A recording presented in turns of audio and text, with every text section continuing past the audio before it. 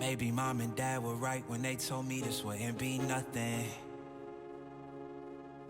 Maybe I should take their advice, go get a life, or maybe get a job or something. Pack it up and head back home, tell everybody I was bluffing. Or maybe I'll just get out my head and focus on what I know's coming. Yeah. Cause I can't fall asleep at night without seeing my dreams. Delusion and reality, I'm somewhere in between.